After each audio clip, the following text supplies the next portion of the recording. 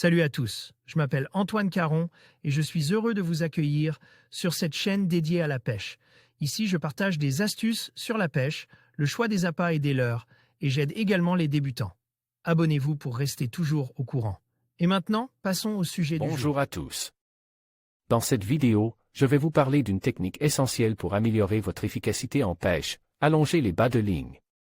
Je vais vous expliquer pourquoi cette méthode peut faire toute la différence dans vos prises et comment l'appliquer facilement. Que vous soyez débutant ou pêcheur expérimenté, vous découvrirez des astuces pratiques pour optimiser votre matériel et augmenter vos chances de succès. Restez avec moi pour en savoir plus. Aujourd'hui, la plupart des pêcheurs utilisent de la tresse, excepté les carpistes et pêcheurs en surfcasting.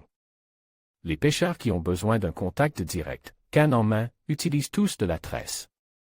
Les multifilaments tresse offrent un contact direct entre le pêcheur et le bas de ligne. Mais la tresse supporte mal les frottements contre les obstacles sur le fond. L'abrasion est clairement l'ennemi numéro 1 de la tresse. Une tresse tendue ne doit absolument pas de frotter à la topographie sous-marine. Il convient d'utiliser un bas de ligne plus résistant au frottement, autrement dit un monofilament. Ce fil discret est soit un nylon, soit un fluorocarbone.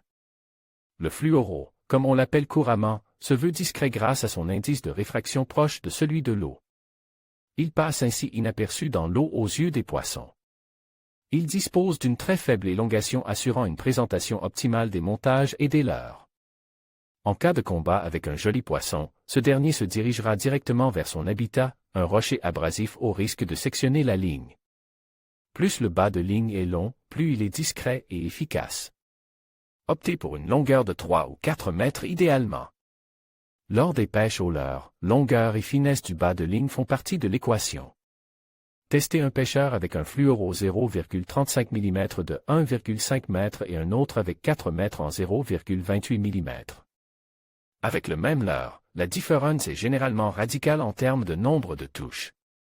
Enfin, bien doser les diamètres de ces deux fils raboutes, tresse et fluorocarbone, permet d'éviter de refaire le nœud de raccord à chaque casse afin d'optimiser la réussite de la pêche. L'idéal est d'enregistrer la casse sur le fluorocarbone, à proximité du leurre ou de l'appât. Pour cela, on évitait un fluorocarbone trop robuste par rapport à la tresse. Le nœud de raccord idéal est le nœud FG, à défaut le nœud lisse ou le nœud Albright sont de très bonnes bases, ils se réalisent rapidement. En action de pêche. En conclusion, allonger les bas de ligne est une stratégie efficace pour améliorer vos performances de pêche.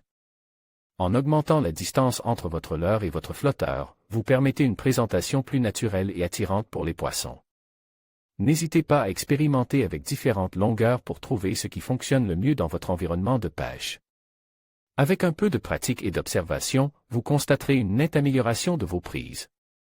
Merci de votre attention et à bientôt pour d'autres conseils de pêche.